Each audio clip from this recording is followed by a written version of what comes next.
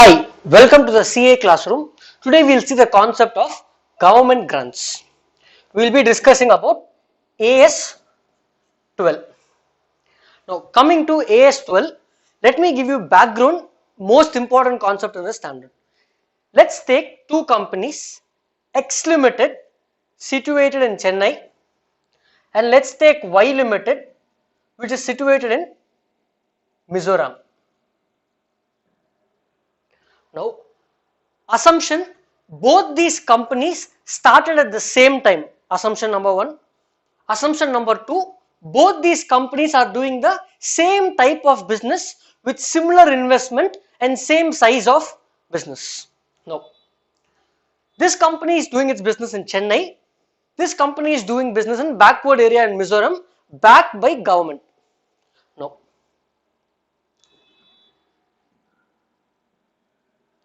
trading P&L account, just a rough version. Let's say sales of the company in Chennai is 100, sales of the company in Mizoram is also 100. Let's say purchase is 50, therefore gross profit is also 50, purchase is 50, gross profit is 50. So both the companies have earned identical income in gross profit. Let me come to other expenses. All other expenses put together, the company in Chennai has other expenses of 30, so its net profit is 20. The company in Mizoram has other expenses of 40, its net profit is 10. Now this company, let's say, received a grant of 30 from central government. If I account entire grant as my income, then my net profit will become 40. Now, showing the financials of both these companies to a layman, if I ask him which company is performing better, where would you like to invest your money? As a prudent person, I will first look at the net profit. I would say the company in Mizoram is making higher net profits, higher earnings for me, therefore I will invest my money in the company in Mizoram. But if you actually dig deeper and see, out of the 40 net profit, 30 is because they have accounted for a grant in the income statement. The actual net profit is only 10 on a comparative basis. So if I look at it this way, now I will be like, okay, this company has a higher net profit, hence I will invest in this company. So what the AS12 is saying is, just because a company is receiving a grant, I should still be able to compare financials with another company which is not receiving grant and give adequate disclosures so that the user will know what is the impact of grant on the financial statements. This is the background as to why we have AS12. Now we have finished discussing why AS12, what is the background. Now we will get into the concepts of AS12.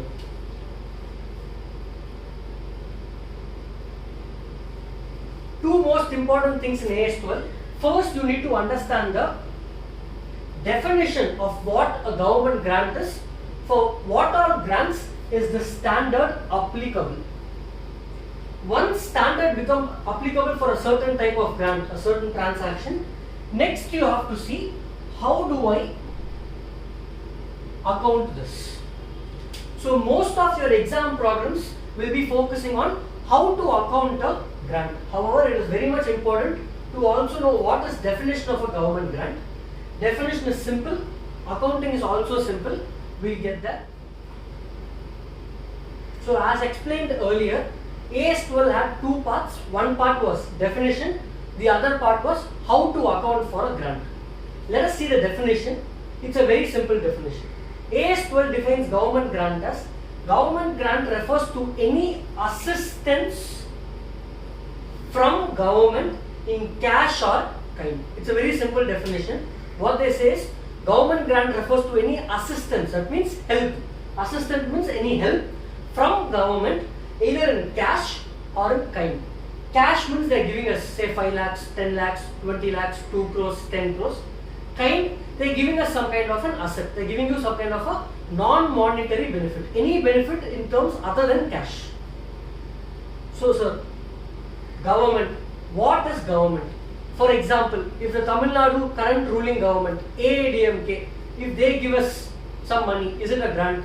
For example, if any other body gives, how do I know whether it is covered in the definition or not? You need to see, is it covered in the definition of government? Government includes first any state or central government.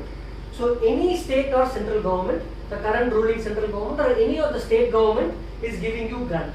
For example, if you look in Andhra Pradesh, they are told, set up some industry in backward area. We will give you free water, electricity for first 5 years. Is this a government grant? Grant is given by state government. Assistance, they are giving free water, electricity in kind. Therefore, it is a government grant. How do I account this, sir? We will see that later. First, try to understand if a grant or any help by government falls in the definition.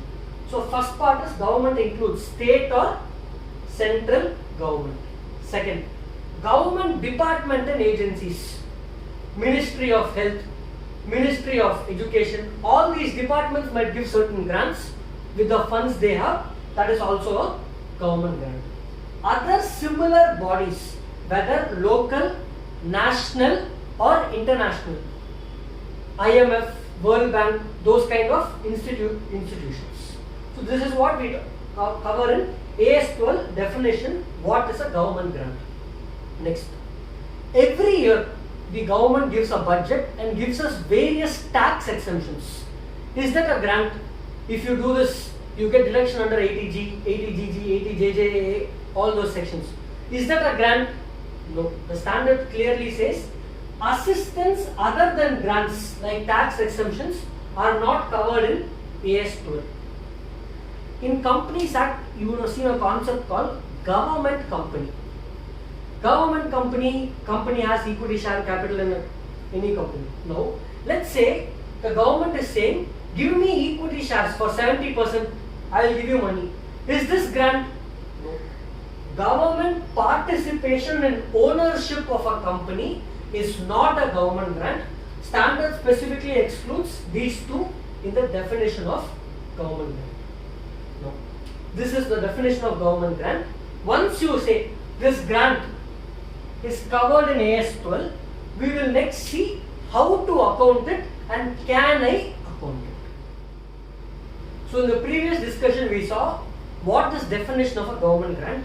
Now we are going to see once a grant is covered in AS12, how do I account it? How? And next we will see can I account it or not. First, this is very important. Let's go back to the definition. Government grant refers to any assistance from government either in cash or kind. The standard calls all grants received in cash. Think of another word for cash. Another word for cash? Monetary. If it is not cash, kind, it is called as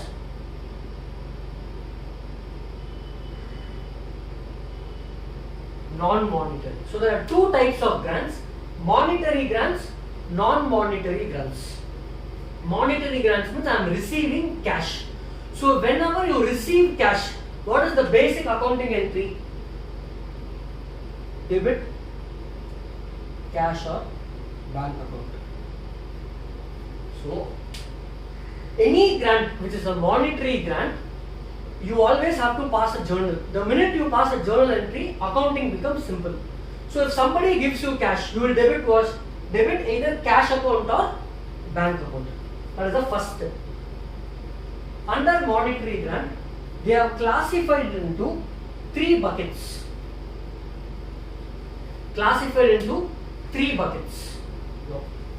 Under non-monetary grant, they are classified into two buckets. So we will be learning only 5 different types of accounting. If you know this chart, the standard is very simple. Let's knock off the simple ones first. Let's move to non-monetary grant. In non-monetary grant, let me give you an example. Let's say government is saying there is a fixed asset which is worth 10 crores. Government says if you go to the market and buy this, you have to pay 10 crores. However, I will give you at a discount. They are saying all you have to pay me is 7 crores. I am giving you 3 crores discount, also known as concession. So they are saying 3 crores discount. I have to pay only 7 crores to purchase this asset. So when a grant is given in concession, it is intangibly seen. So what happens? Instead of paying 10 crores to an outside vendor, I will pay 7 crores to the government and receive the asset. Therefore, under non-monetary grant, first is grant received at a concession. That means discount. How do I account this, sir? First, look at how will you account if you pay 10 crores to a vendor. How will you account? You will pass an entry, fixed asset account, debit to cash or bank, whatever the mode of payment is. You will write 10 crores, 10 crores. Here, what is my cost for the asset? What have I paid? What is the value that I will depreciate? As per AS10, it is 7 crores. You are paying only 7 crores. Therefore, pass entry for 7 crores. You will record the grant at the concessional value. Next. Government is saying, don't want any money. Take it for free. So let's say an asset worth 50 crores. He is giving it to me for free. Government is giving it for free because you have met with some conditions, setting up in backward area, giving employment for 1,000 employees, etc. So he is giving it to you for free. How do I account this in my books?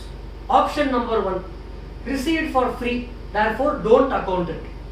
Option number 2, account it 50 crores even though I have not paid 50 crores. Looking at option number 1, not accounting, that means what happens? The asset is not even there in your books. So if asset is not there in your books, it will be hard for you to trace the asset after a few years. Hence you have to record the transaction. Can I record at 50 crores by passing an entry? Fixed asset to what? Debit fixed asset 50 crores. Credit what? What do I credit? Therefore, you need to record the entry but not at 50 crores. They use the term nominal value, meaning you can record the asset in your books at a nominal value. Pass the entry, fixed asset account debit, nominal amount, let's say rupees 100. Instead of crediting cash or bank, credit for 100, credit your reserves and surplus, capital reserve. So nominal amount 100, 10,000, a small amount just to record the asset in your book, but you will not be providing any depreciation. Therefore, under non-monetary asset, to summarize, we have two types of grants. Grant received at concessional value, grant received free of cost. If I receive it for free, record at a nominal value, 1 rupee, 10 rupees. No need to provide any depreciation on that amount. Basically, even if you provide depreciation, it will be a very nominal amount. Concessional value, after providing for concession, what is the net amount you pay from your pocket? Record the asset at that value. This covers non-monetary grants. Now moving to monetary grants. Monetary grants means they are giving us cash. So debit what? Cash or bank. So one part of the entry is done. Next, what to credit is the question. Under monetary grants, you have to see what to credit. They classified grants into three types.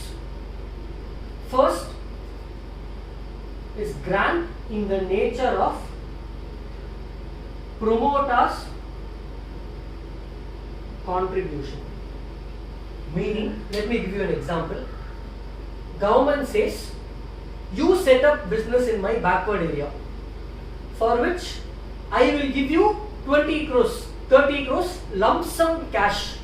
Use it for any purpose, construction of building, okay.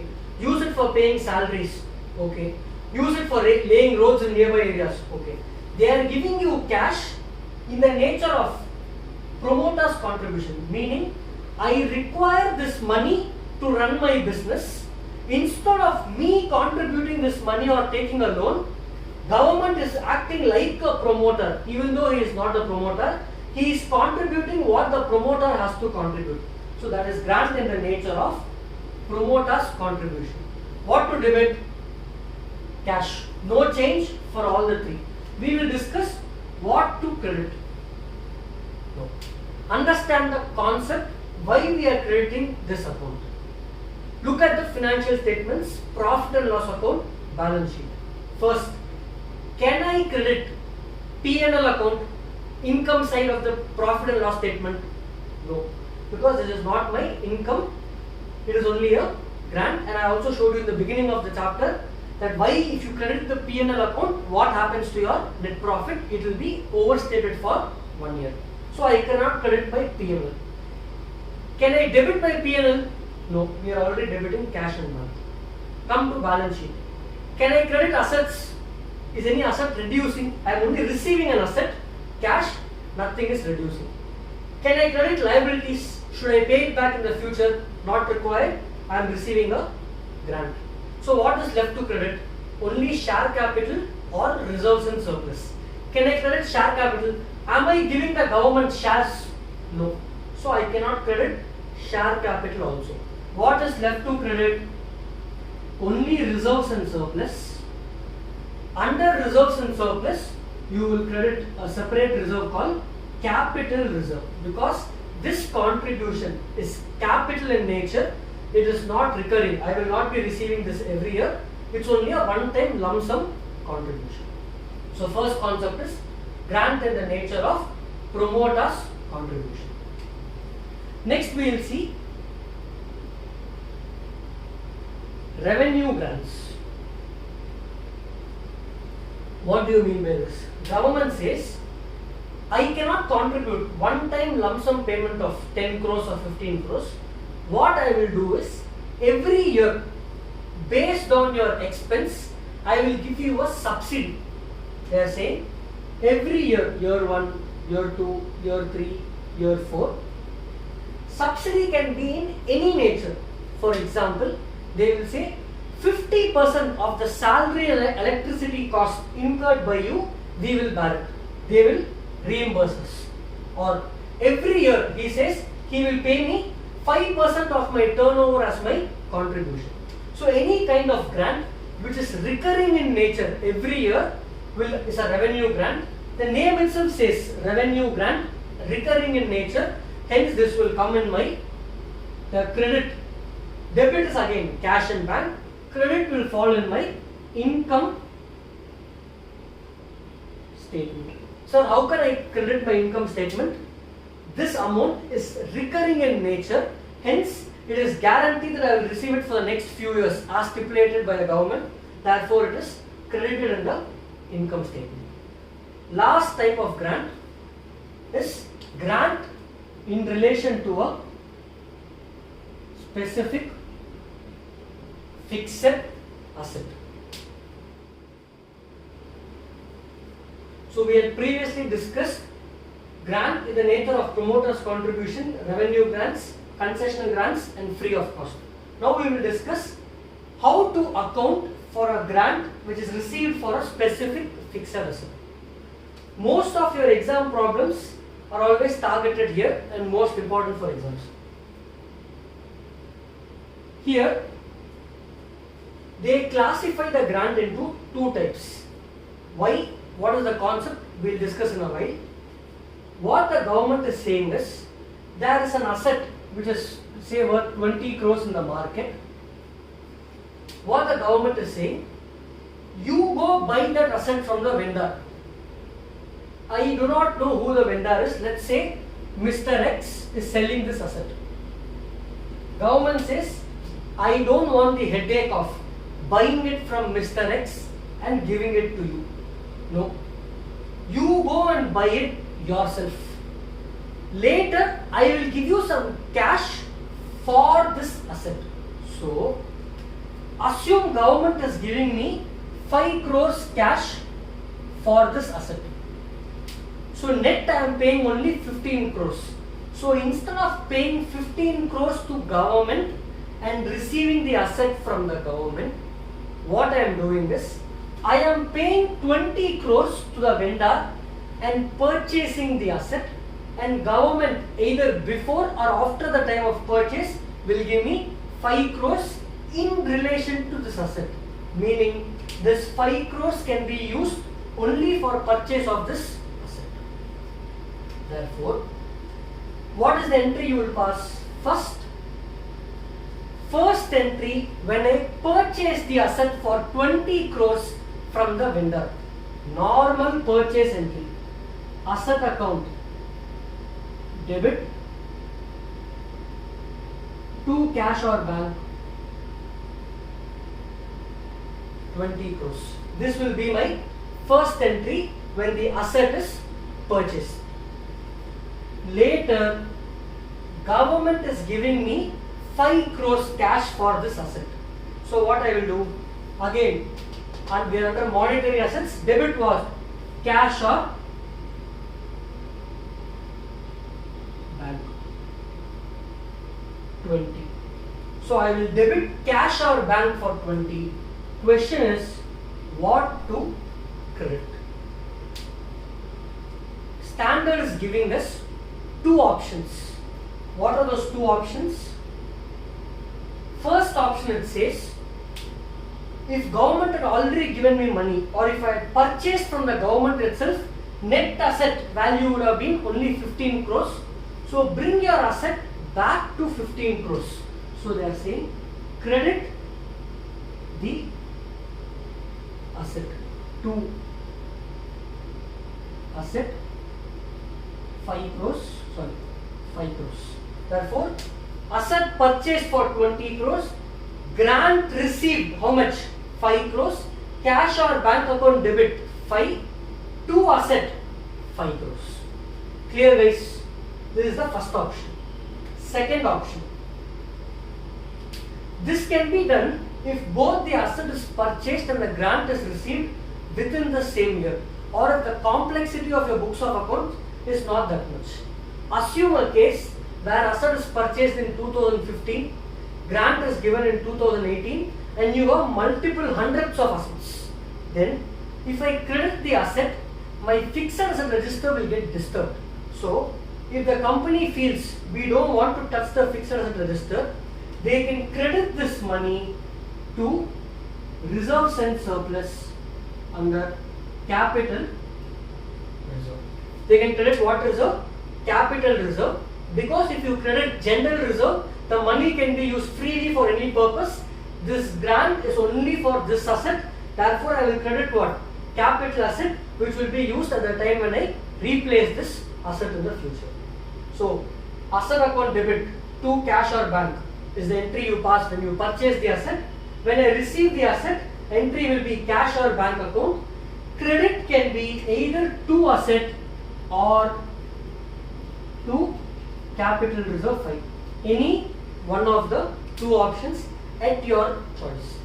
However, sometimes the question might be very clear. They might mention use the method where the grant is reduced from the cost of the asset. That means you have to use first method only and not the second method. This is the case for a non-depreciable asset, basically land.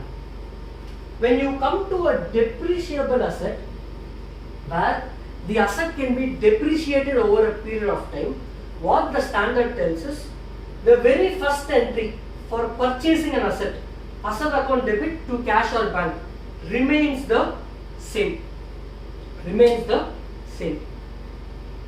Entry on account of receipt of grant, we have two options: crediting the asset or crediting capital reserve. In case of a depreciable asset, again they are giving you two options. Credit the asset is allowed. So first option is still allowed. So both the methods until your entry to option number 1 is ditto same. What is the difference, sir? The only difference is second option. In case of a non-depreciable asset, you can credit capital reserve, but in case of a depreciable asset, you cannot credit capital reserve. That concept we will see in the next discussion. So in the previous discussion, we had seen how to account for a grant, for a monetary and non-monetary grant. We have covered all the concepts. What was pending is how do you account for a grant in relation to a specific fixed asset which can be depreciated. Now for this, when you receive a grant, let's take an example. Government has given me a grant of 10 lakhs, cost of asset is 50 lakhs, residual value of the asset is 5 lakhs and life is 5 years. Now how do I account for this grant? Now first entry, when I purchase the asset, first entry, when I purchase the asset, entry will be asset account debit 50 lakhs to cash or bank, normal purchase entry. Second, when I receive the grant, what will be my entry? Cash or bank account debit to asset. Now, look what happens.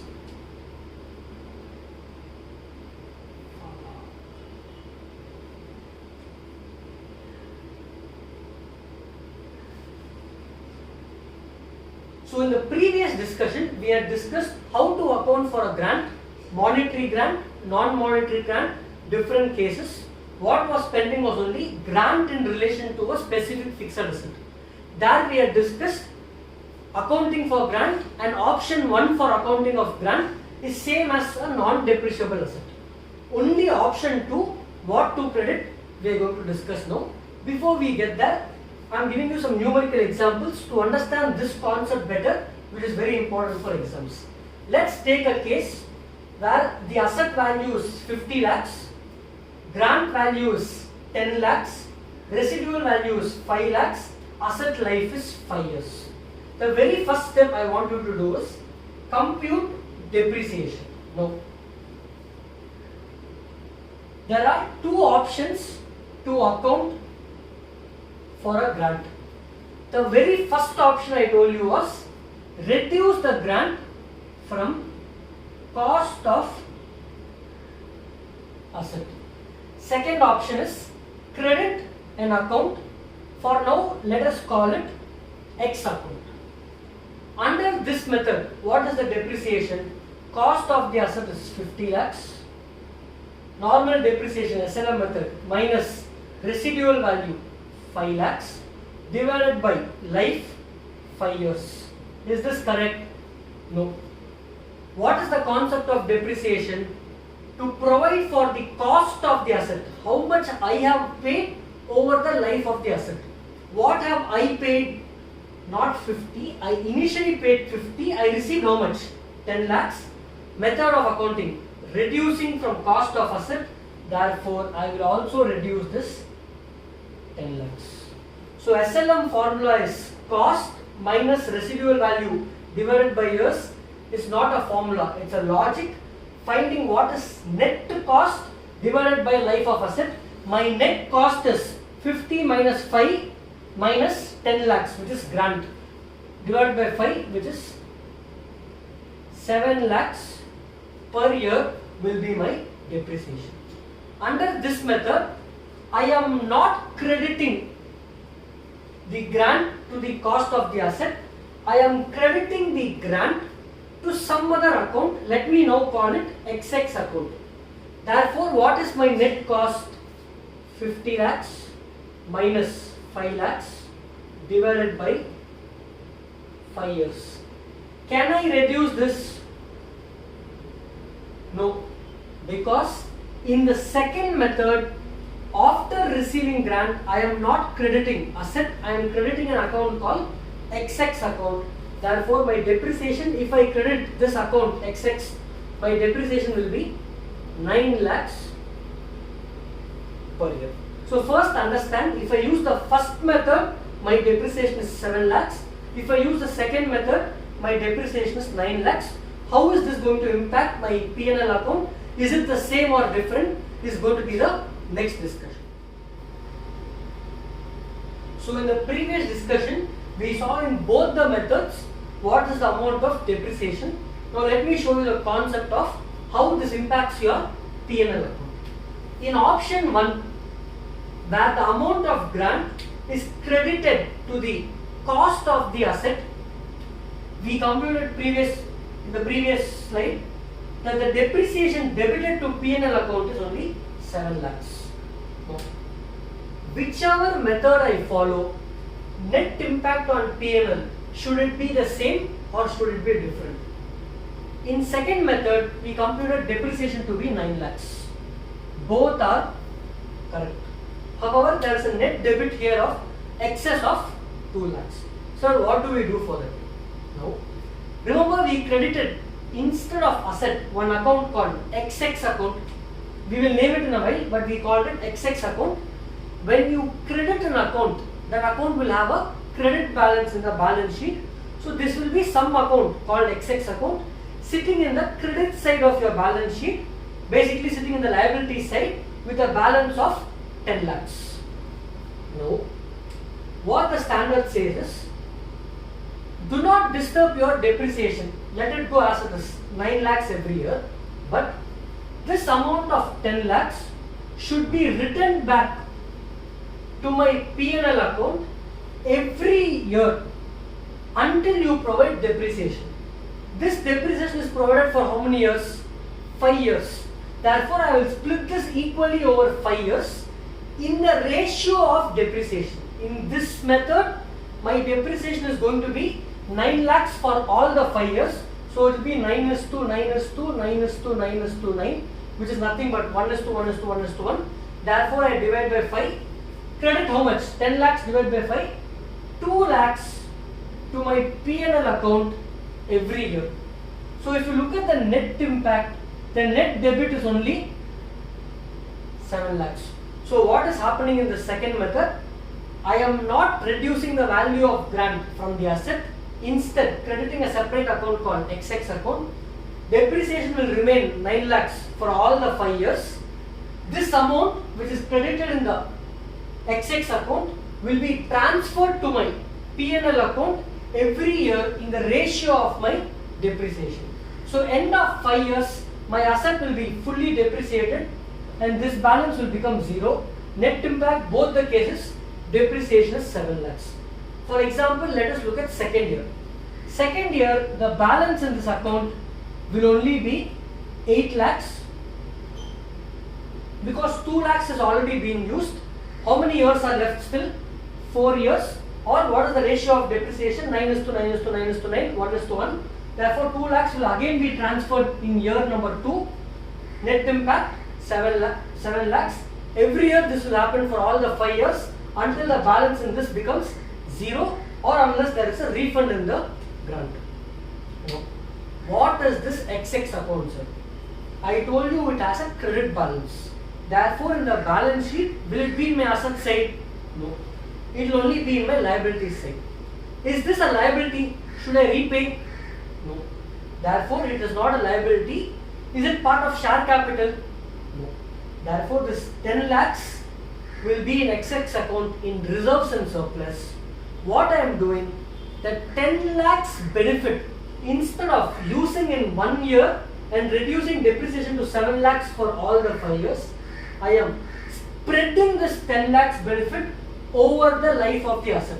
So, spreading, another word for this, I am deferring the benefit for next 5 years. This account is called deferred income account. It will be part of your reserves and surplus under the head deferred income account. Money here, 10 lakhs, will be spread over to the P&L account in the ratio of depreciation. Remember, if it is SLM method, you can divide by 4 or 5 as the case may be a useful life.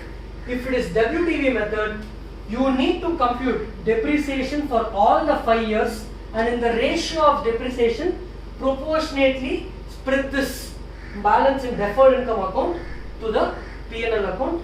Net impact in both the options, depreciation should be the same. Now we have seen in AS12 what is definition of AS12, how to account an asset. Last we are going to see when to account an asset.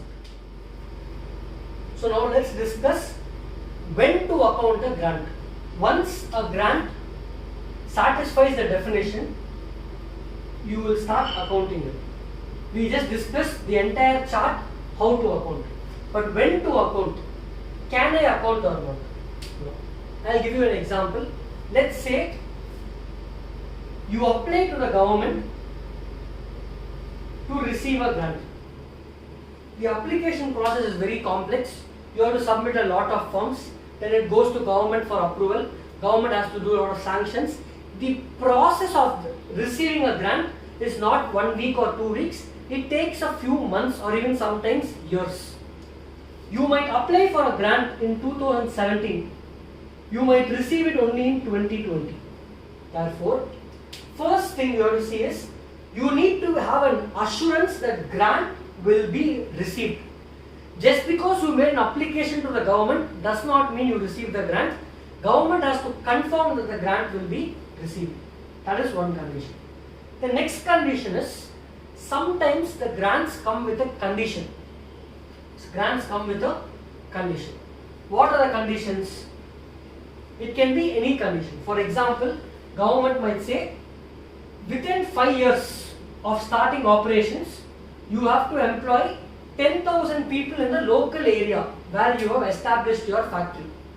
If you are not able to employ 10,000 people, you have to return the grant. These conditions can be past conditions which are already complied or future conditions. NTT should have a guarantee that it will comply with the conditions only if you are certain that my organization will be able to comply with these conditions. I will account the grant. It can be possible in the future that some conditions might not be met. Then what happens? The grant which you have received should be refunded to government either in full or part based on the terms and conditions. So far we have seen how to account for a grant when a grant is received.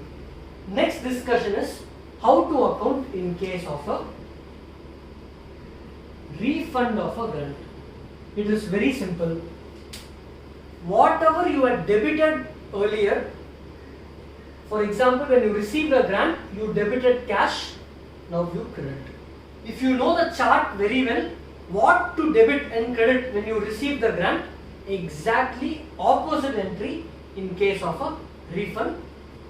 Only tricky part here will be in case of deferred income method, how do we account for refund? That we will see when we solve proper full-fledged sum. Thank you guys.